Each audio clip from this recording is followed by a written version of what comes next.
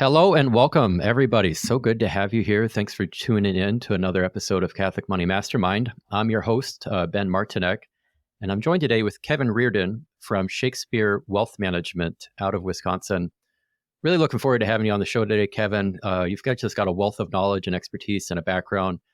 And Kevin's got to, shine a light on a story in which rags to riches might be a little too strong of a term, but definitely, some challenges in growing and having a career in the financial industry in the space. And maybe more relevantly, we're hoping to have some conversations about some of the challenges or struggles within one's finances and what Kevin has seen personally, witnessed, and had gone through, and really hopefully providing a message of hope for anybody who might be in a similar position, how thankfully Kevin's been able to see to the other side of that. But before we get too far away, Kevin, if you could, I'd love to introduce you to everyone who's listening. Can you, just say hello and share a little bit more about yourself and your firm? Sure. Thanks for having me, Ben. This is a great opportunity. So I'm married, my wife, Chris. We have 3 adult sons in their early to mid 20s who have all launched and are independent. I started Shakespeare Wealth Management in January of 1999. We're a holistic fee-only wealth management firm, and we've got a team of 8. So there's 4 financial planners plus myself, plus 3 other professionals. And we cater to higher net worth folks, typically people who are in transitioning from retirement, they're widowed, divorced, selling a business, inheriting money, things like that. Yeah. So what's interesting, Kevin, I mean, you now have a business, 8 team members is rather robust, right, folks? We have a few team members, but not 8. So, Kevin's got a mature practice, but it hasn't always been so, right? I think that's what we're hoping to talk about. Yeah. Do you mind, Kevin, just sharing a little bit about the early stages of life and some of the challenges, the hardship you had faced, early on? Sure. And I certainly have scars to show for it. I started the industry in 1992. I actually started in a wirehouse. And after 3 years, I really figured out the conflicts of interest that were existing there. Actually left that firm and with the top producer in that office, helped start an advisory firm in 1996. Did that for a few years. And then I was actually noticing some pretty significant conflicts of values between myself and the owners. And so in late 1998, actually August of 98, I made the decision to look around, and I had one client who was ready to sign up, and I had to confide in him that I'd be leaving the business, start my own firm. And he says, well, I'm going to be your first client. And so through the fall of 98, I put a lot of groundwork in place to have the firm ready to go. Resigned in December of 98, and January of 1999, the firm started. So that was great. It's all exciting. If you remember, the late 90s was a huge run up in the technology sector. And so things were good. The economy was good. I did not have a non-compete. And so I was able to bring over a fair number of clients to the new firm. Had about 10 to 12 million under management within the first 6 months, which was great. Did start out of my basement, literally a cinder block walled, cold basement. After 6 months, a colleague of mine from the old company was also having some challenges, and so he left as well. And instead of partnering up, he started his own firm, but we cohabitated, if you will, in an office. And so we moved out of the basement. I moved out of the basement into a professional office setting in July of 99. And again, the markets were up, accounts were up. I was able to hire my first assistant, more of a secretarial administrative person, in late 1999. And so really we came out of the gate fast, and, it wasn't all peaches and cream, but certainly those years were good years. And all along that way with the family, my wife's a podiatrist. She had just finished her residency. We bought a house in June of 1998. Our second child was born in August of 98. The youngest child ultimately was born in September of 2000. And so really from the start until, say, September of 2000, things were really quite rosy and good in my life, personally and professionally, before the dark clouds set in, if you will. Well, I'm looking forward to hearing. I mean, I don't know how much I'm really looking forward to hearing about the dark cloud, but I mean that is the nature of the topic. So I will ask you to share more. But before we do, I mean, you had made mention that part of the two pivots earlier in your career had to do with a conflict of values and a Mhm. conflict of interest. And maybe just to elaborate on those in case the audience may not be as familiar with what those concepts mean.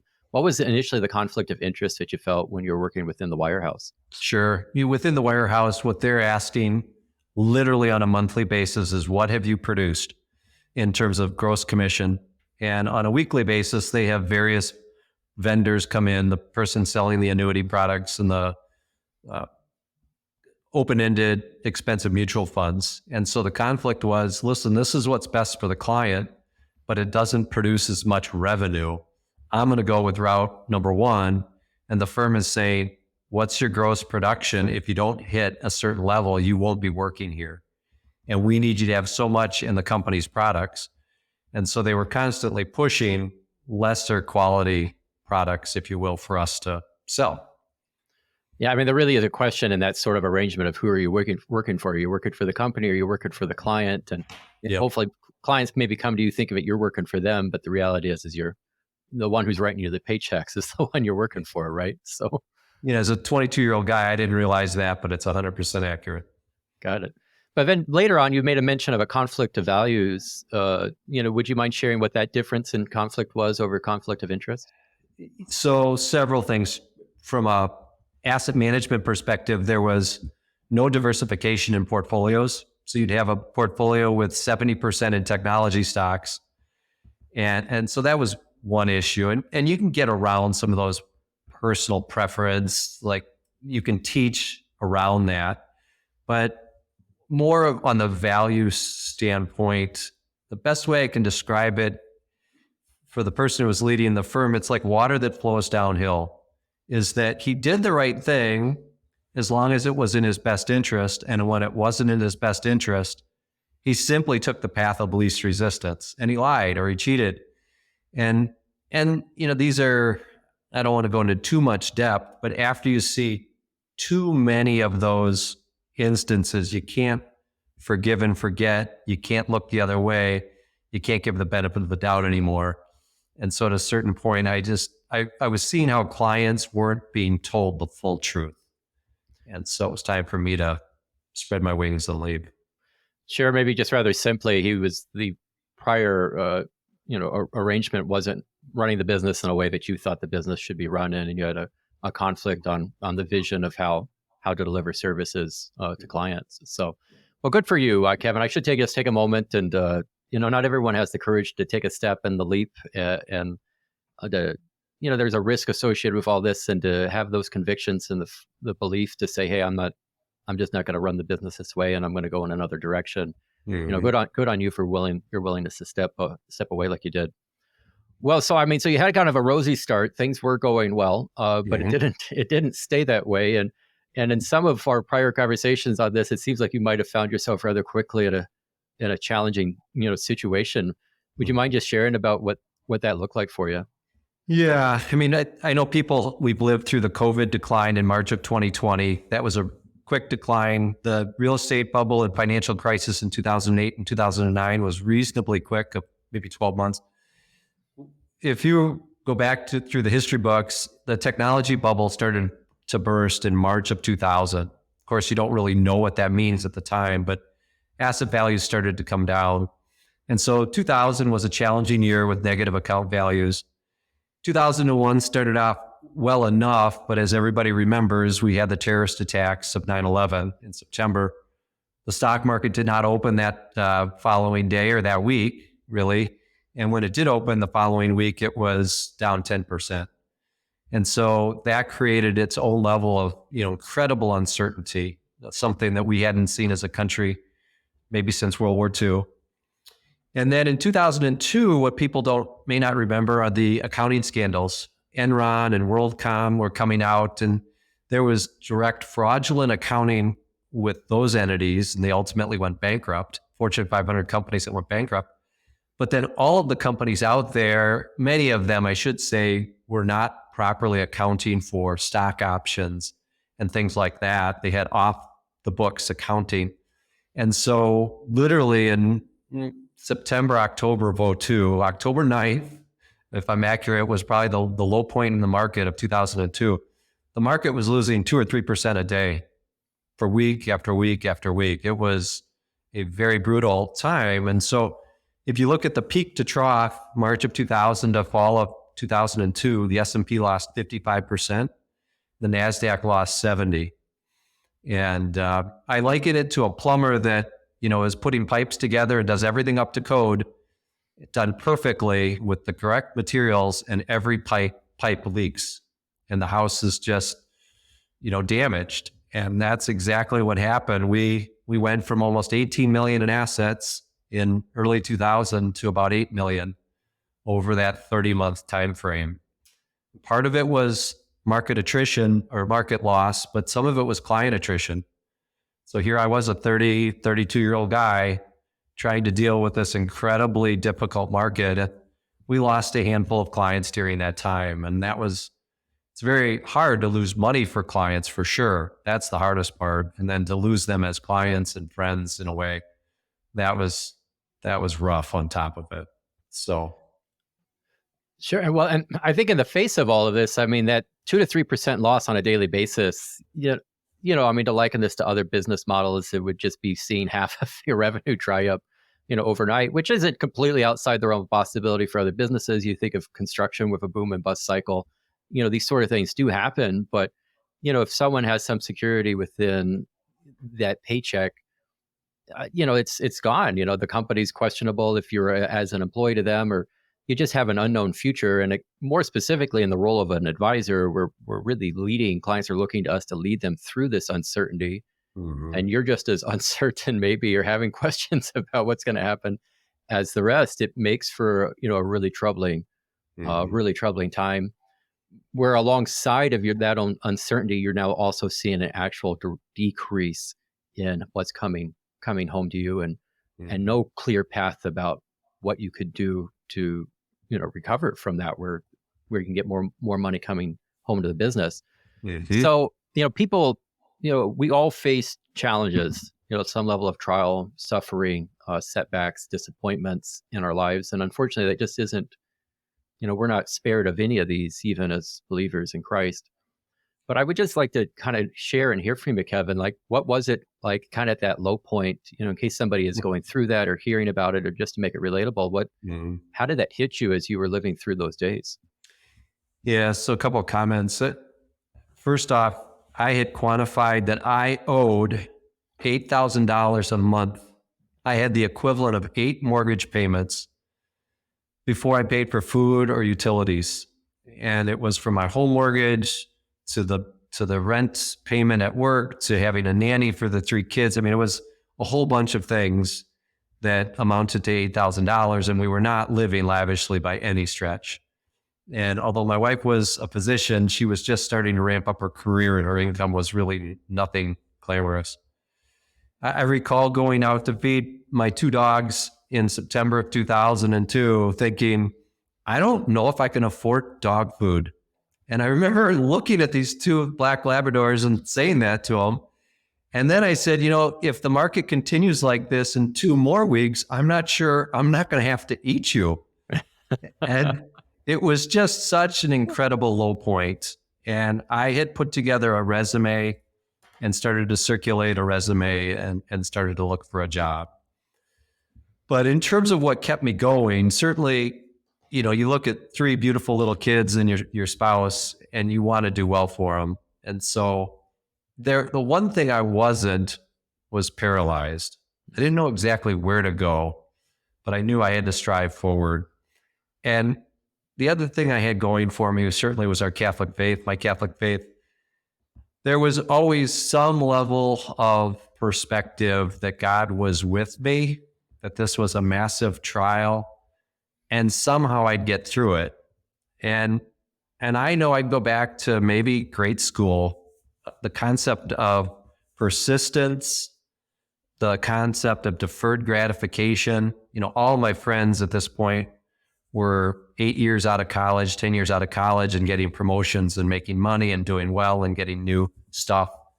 And, here we were really floundering. And that didn't really bother me. And I think it's because I had faith in Christ that things would work out and that the heavenly dividends were certainly more important than the earthly ones. And again, that persistence, it's like, I don't know why or how I don't know how I strove forward. It was simply because of faith that I just kept moving one foot in front of the next, thinking God's got a plan and I've got to just keep after it. Right. Some days, all that we can do is just continue to show up and say, here I am, Lord, I'm ready, ready to do your will, really hearkening back to Samuel. And it's, we just show up and we have to trust in the Lord. And, challenges, again, that we face, they vary. Some certainly are much worse, unfortunately, that people will go through in this life. But, economic hardship is not an uncommon one. I'm kind of curious, financially speaking, just to stay with that narrative, were there any changes that you made? I mean, I think you continue to show up, continue to say, hey, let's just do what we can and take it one day at a time. But did you actually take any adjustments in your own finances to help ease the burden or take the pressure off or, make things, more forgiving? The one thing I didn't mention is in around June of 2002, I had to let go that administrative person. And that was a massive low point. And so to call them into the office and say, I just can't afford you, was something I had to do. And so that was a measure that was taken for sure. One of the things we had tried to do from the get-go is to save money for the kids in a 529. And at a certain point, I had to suspend those contributions. And, it came down to, do I feed the family or do I put in the $100 into the 529 plan? But that was a really hard aha moment. Like, wow, I've really deviated to this really low point. Beyond that, Ben, we were already living really low. The concept of a mac and cheese diet was really prevalent. The house, the kids now to this day will remember back to that point in life where we didn't have furniture in the house.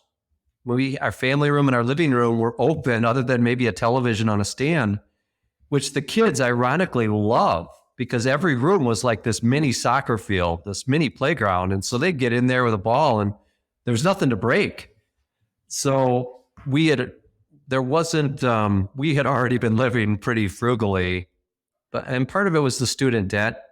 We were $110,000 in debt when we started, and that hung over our heads. So there wasn't a whole lot to cut. We were prioritizing our debt payments and scrimping and saving, scrimping.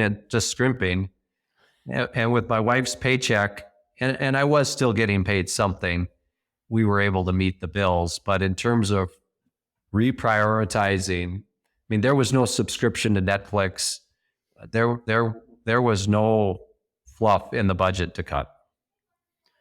I got it. So it sounds to me then like, and perhaps a lesson to share and learn all this is a level of detachment to our plans. Like it's our work really as financial advisors and financial planners to make plans for clients and say, this is the way we want things to go. And well, hopefully they follow something akin to that trajectory moving forward and we keep it. But at the end of the day, things don't always go the way we want them to. And I think we have to have that flexibility or the willingness to pivot. And I think it maybe at least minimally, it sounds like it, if the current business arrangement hadn't persisted, you're like, well, I suppose I can go and get another job or career change. Or I'm kind of curious to think like, what was the backup plan of like, if this just doesn't make it, like, what am I going to do? So, yeah. I looked at other advisory firms at just taking a relationship manager type role and had a couple interviews, and that was one option. The other was more of a nonprofit, the concept of service, where I would go be an executive director at a nonprofit, which would have been, I had a business degree and I'd run a business, but it was different, a different industry and a different language. So I actually had one or two interviews there. And by this point, it's now November, December of 2002 and into 2003, and we'd started to see a little bit of relief. Of course, you don't know if it's real or it's just the calm before another storm. But I invariably got a handful of new clients in 2003, early 2003, and that was enough to have me just put away the resume. But I was looking both in the industry and outside of the industry for sure. Yeah, so there was maybe a 6-month period of time, it sounds like, where it was just yeah, it was a tough time, low point. We've got kids at the home. We're running a young business. Other Mhm. income sources are limited. We're already pulled back about as much as we can be. Like it's like if this doesn't release or get any relief soon, it's just going to break, and we're going Yeah, to have to come up with a whole other thing for life because this pathway is going to be shut down and over with. Got exactly. it. Well, so as you looked ahead, I mean, were there any particular practices faith wise? I mean, you were relying back on your faith that you had received, Mhm. but was there a particular practice or anything that stands out in your mind that helped get you through, that period of time? I mean, a lot of it sounds like just showing up was a big one, but Yeah. anything that you'd like to add to that? It was the concept of help thy neighbor. But in this instance, I was the guy getting help. I, by the grace of God, was getting a couple referrals Hmm. from professionals out there, and believe it or not, from one or two clients. And so, it was almost like I was in the position where I needed help. And I don't know if people just sensed it or they figured I had persevered. I don't know what it was. I think it was just simply God's grace to say, I'm going to help you out at your darkest moment. And so there isn't anything I can point to other than, my persistence to get up every day. But in reality, I was the one where I think God had swooped down with his hand and pulled me up. And didn't, of course, know it at the time, but to have that phone ring and someone says, I want to introduce you to a friend of mine who needs an advisor I was expecting it was another termination call Wow. from a disgruntled client. So No, I'm sure that's so unbelievably rewarding, right? To have this when you're thirsty and you get poured a drink yeah, and you thought it was going to be another empty cup or something, or even worse, it's just to have like, wow, okay, there's an opportunity for you to just say thank you, exactly. and recognize that our level of control on many of these things really is rather limited. At the end of the day, we are quite indebted to the generosity of others and ultimately the providence of God in our lives, right? So no, I'm sure. Well, at least in those moments when we go through these trials and tribulations, one of the ways maybe to just speak of it rather simply is it allows our hearts to expand and opens the door for us to be more aware of the blessings that have been given to us and a more grateful heart. Maybe could you speak about it? It sounds like eventually this low point releases and Hmm. life moves on. If you've got more challenges that you'd like to share, I'd love to hear about them. But maybe just as you start to look back to it at the same time, like how do you put that low point in perspective as well? Cool. Ultimately humbling. It has forever changed my perspective on money. I have almost not trusted success moving forward. I was living below my means moving into that downturn, which maybe helped me keep my head close to above water. And so thereafter, when we had some good times hit, we always lived below our means. And it's almost the exact opposite of gluttony, where we see friends and clients who are living up to the limit now or beyond the limit. And I said to my wife, I'm like, can you imagine spending 100% of our net income today? And she said, that would be gluttonous. So anyway, that was a takeaway. And going back to maybe the other advisor and why I left, the concept of core values. I mean, certainly I always want and believe I've had strong values, but now that I have colleagues, I've shared ownership with them. I see them younger, struggling forward with their younger families. And so I have that perspective that, hey, they're striving well, and I'm not going to wait to reward them. And if I make a promise or I say something, I'm going to live up to that for sure because somebody didn't do that for me. And it's clearly the Christian Catholic thing to do. But those periods, those experiences have been ingrained more because of the difficulties. And with clients, when I see clients going through challenges, I'm more empathetic, more able to understand what's going on. And sometimes it's the successful client who calls and says their adult child is near bankruptcy or struggling with consumption issues or poor disciplines and saving. And it's like, okay, even though I may not have had that specific thing, I can empathize with somebody who's struggling financially for sure. Sure. Yeah. I mean, we've had in our early stages of life and career, challenging moments, and moments that, aren't necessarily just weeks or even months in the making, but can just be this prolonged situation where, we are showing up, we are doing the work, we're putting the time and the effort in, but the fruit is Yeah. slow to come. And Well, that's hard. and that's one perspective I can give to people on the call is that there are winters and springs in this business, peaks and valleys, and there will be barren times where you may not bring in a new account or you lose an account or two before you bring in the next thing.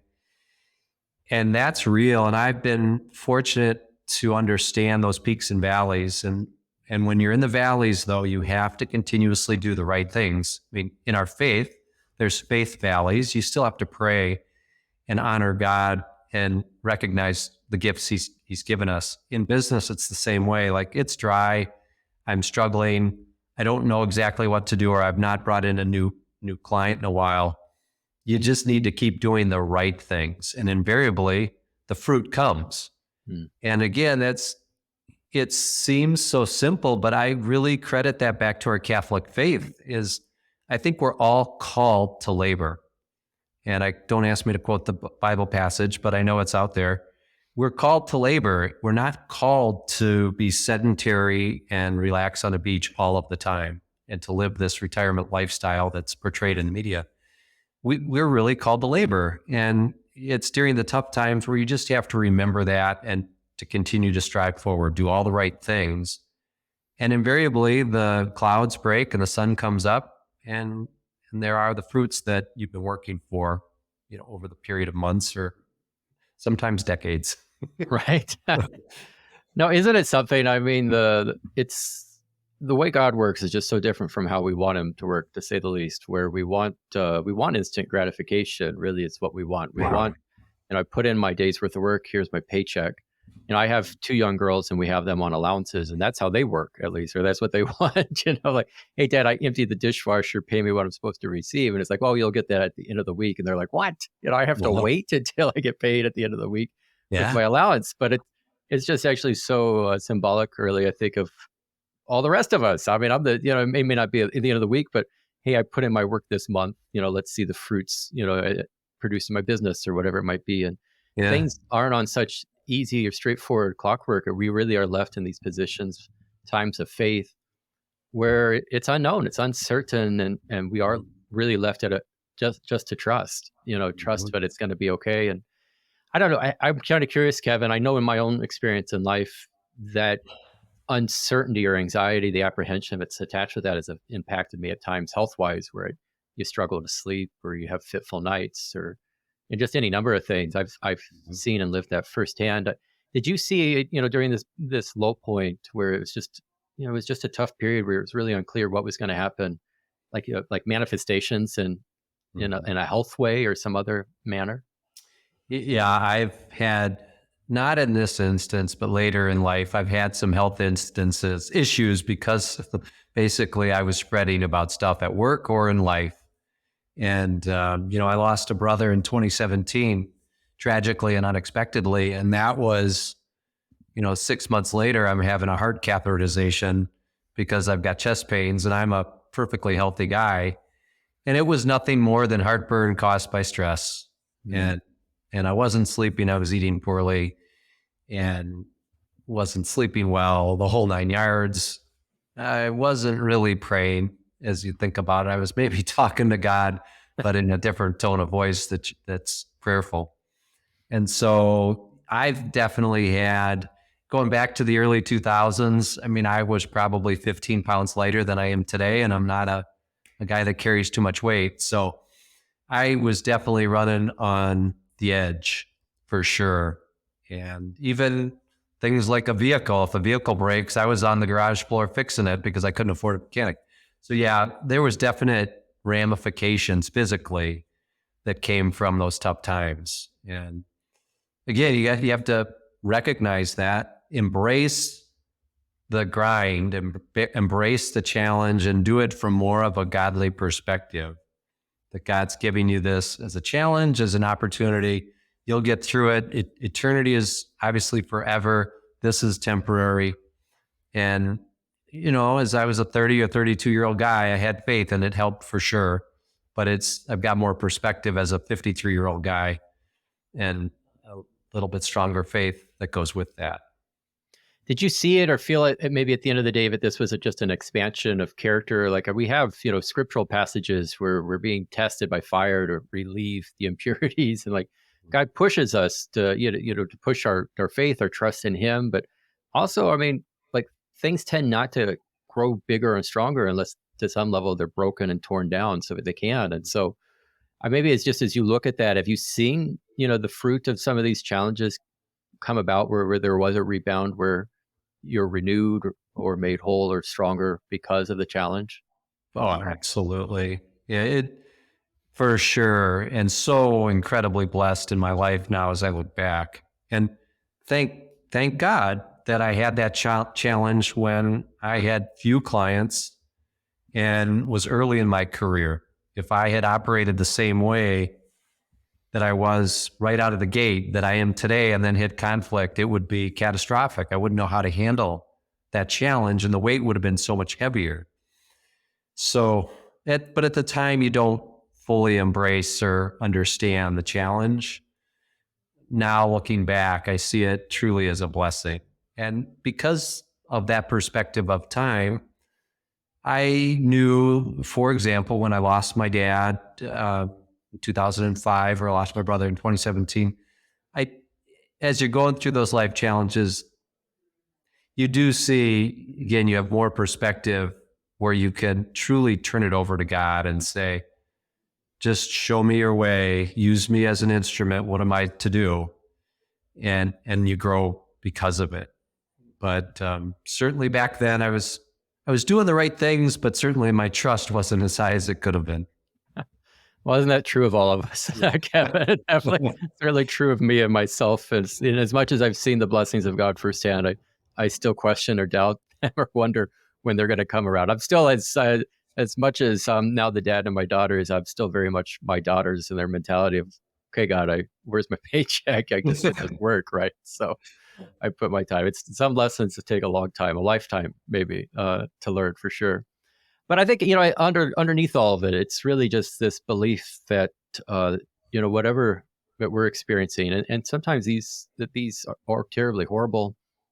Outside of the call, we were talking about a presentation I recently heard of the real, just true. I don't know if there's even words that fully express it, but of only a mother who lost one of her children in the Sandy Hook shooting about a decade ago. And boy, I just can't imagine the loss of a child and, challenges that anyone face. When you start to have that, it puts perspective of what could happen. Not to mention other global conflicts that are present with the Ukraine war.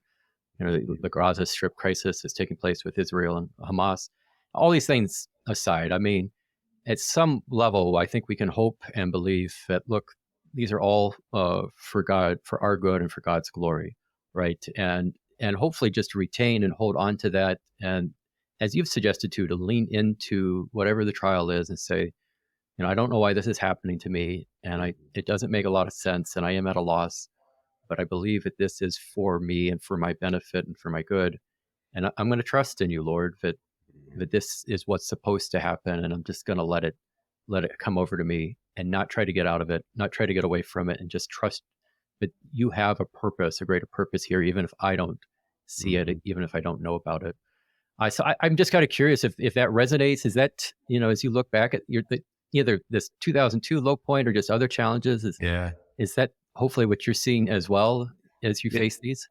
It totally does. Leaning into the challenge, and for all of us who are married, marriage is no picnic, right? And someone once said, marriage isn't to make you happy, it's to make me holy. To which I joke, well, then I'm a saint, right? But certainly when you face challenges in marriage, you have to lean into that and understand God's got a greater purpose. And, my kids are a little bit older than yours. As you go through those teenage years, that was horrifically difficult in this secular world with 3 kids coming through the teenage years with Instagram and Twitter and social media and the woke culture. Wow. that, challenging. And so to not back away from our faith, but really to lean into it during those tough times. And when someone says, well, what you're thinking isn't right, and where do you get off saying that? It's great to be able to point to the Bible and say, this is what I believe. Go ahead and debate the Bible and all the people who believe in it and what's in it. So I've definitely, through other challenges I've mentioned, losing my dad and my brother, been able to lean into my faith at those points, knowing there's the eternal life for them, they're there with Jesus, being glorified for all they've done. And it's my job now to glorify them by using their example they set for me, and Jesus is the ultimate example for us. He's gave us the way, we just need to follow it. And I guess, during those tough times, it's that opportunity to follow and to lean in. But obviously it's tough to do when it's raining and when you're just struggling to pay your bills. Sure. I mean, there's no question. I've got a very loving, confident, faith-filled wife who has helped me stay the course. I would have floundered many times over, meandered far away if truth be told, if it wasn't for her to help keep me anchored, because she's just a reservoir of faith. It seems unyielding and unwavering. I don't know if I've ever seen her question. Perhaps, I'm a lucky, fortunate man to have that. If others, maybe you need to find your own version of that, whether it's not necessarily a spouse, perhaps, but a friend or, a pastor or a priest, some sort of, anchor. But I mean, I think we all have, when faced with challenge, the option of the response. And, this applies just as much to financial challenges as anything else, is just despair, to respond in despair and disbelief and anger and resentment and annoyance and frustration and, a why me, and it doesn't make sense. It's not what I want. It's not how I wanted it to go. The litany can go on and on. I'm sure you all have experienced it to some level. Maybe I'm just curious, Kevin, was there a time in which some of that was coming, into your mind? Were you being, tempted with, these concerns or worries of like, I don't get it. I just started this business. It was going really well. And now it's just flip-flopped, and, this didn't happen to other people, or this wasn't how their businesses started out. Like, we have this natural propensity towards it's not fair. It's not fair, but this is happening to me and not to others or in the same way. I'm just curious, did you experience or have any of that in some of your internal monologue? I had a little bit. I'm not one, I try not to be the one to point the finger or to try to keep up with the Joneses as much. But there was a period of time, and it was more out of just complete fear for my children, that I wasn't man enough to provide. And then underneath the providing is the concept of, am I successful? And geez, I can't even feed my family, much less, failing at business, and clients have terminated me. And so clearly I'm a failure there. And those that haven't terminated me, I'm a failure in their portfolios and their financial plans.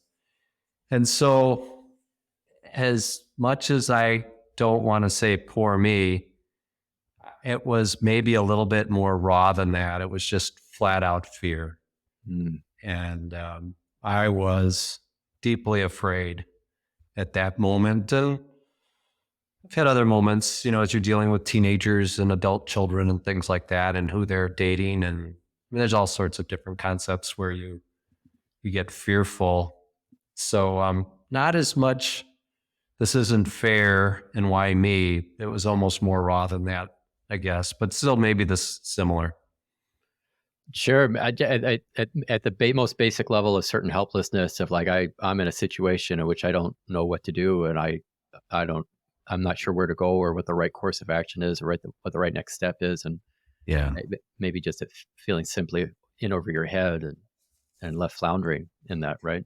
And I don't want anyone to feel that way ever, that level of fear. And in my business, I've run the business so that I never have to feel that fear again, or I hope to goodness I won't.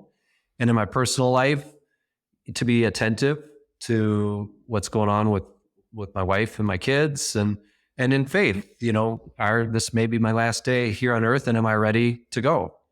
And to go in front of the judgment seat of Christ and have the conversation as to, what have I done with the gifts that God has given me to glorify his kingdom? Am I ready to have that conversation? And so you have to always embrace the challenges, but by working forward and towards self-improvement and faith and holiness and sanctification.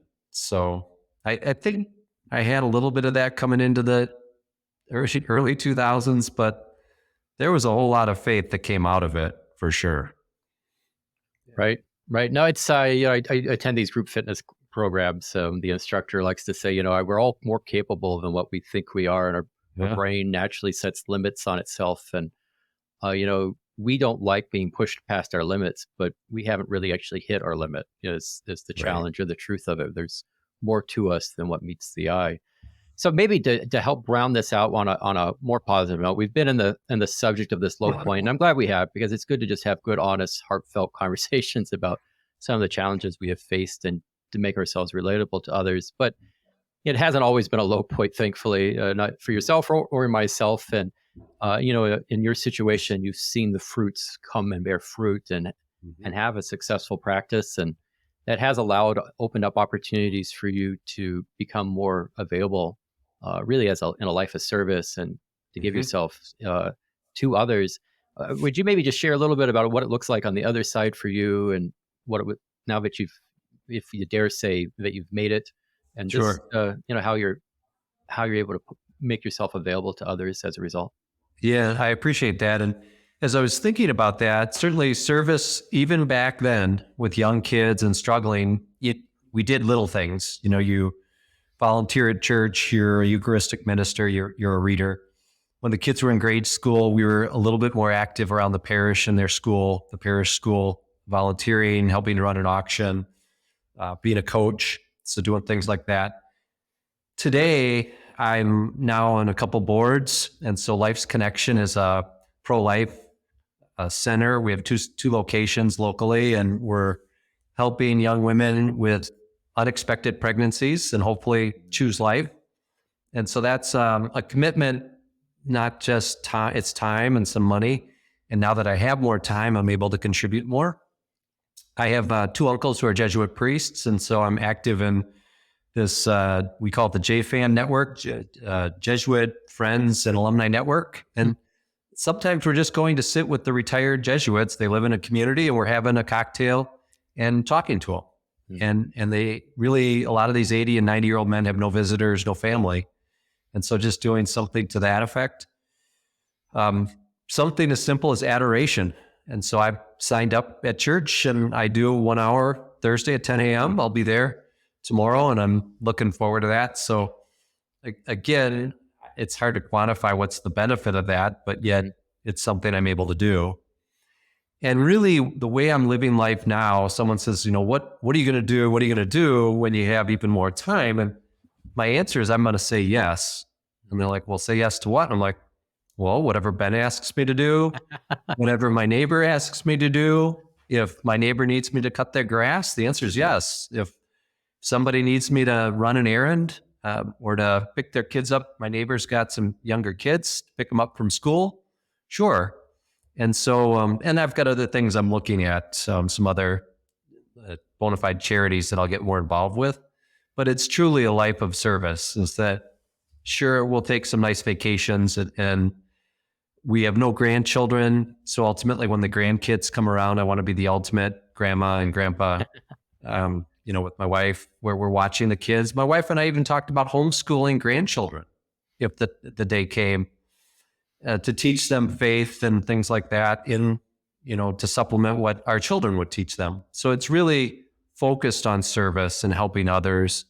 And certainly here in the profession, reaching out to the new CFP grads coming out of colleges, or to my younger colleagues here, training them and just spending time with them, coaching them, giving back to the financial planning community, all these different opportunities we have now. And And so we're embracing that. And I've actually written a business plan. Like we have a business plan here at Shakespeare, but I've written a life plan, and it's really a life plan for service. And it'll go in different stages for sure. But that's my focus right now is how do I give back, because I've been given so much. Right. That's so good, Kevin. I mean, we all would hope that when we get to a point of what we might call financial abundance, because I mean, some of what drives us, right, is financial concerns, securities, worries, like maybe getting to that point of we've made it, right? But that once one of it, you can finally say, hey, I have made it. I've defined what enough is, and we have that. Praise be to God. But then to respond back to say, okay, what can I do to help my fellow brother and sister, to help them along their journey, and to be, if nothing else, a source of strength and support in their challenges as they're going through life. And it is a bit of a mystery, why do we have evil and unfortunate realities taking place? It's something that I was hoping to weave in earlier. We'll just have to leave it as a teaser for the audience. I took a whole semester course on the problem of evil, and it is a fascinating conversation. If you want to give it so much, why is there hurt and heartache and stress and just all these pleasantries, and truly, how do you reconcile that, with a belief in an omnipotent and all good God? How could these all actually be coexistent? And so we'll have to leave that as a whole other side matter. But we fundamentally come into this as a place of it does coexist, and it does make sense, and there's a plan or a purpose to it all. And I'm just really thankful to hear your story and how you've persevered through it. But then it is refreshing and relieving to know that it isn't just challenges. There is a fruit to be born, and God does bless us, and we need to stay consistent and true to Him. And your time will come too, on both the hardship, but also the reward. So are there, as we look to wrap things up, Kevin, do you have any final comments or things that you'd like to share with the audience about some of these challenges that you've seen? We've certainly gotten to a point, again, business and personal, where there's been more success than failure. But I want one of the takeaways to be just the daily grind.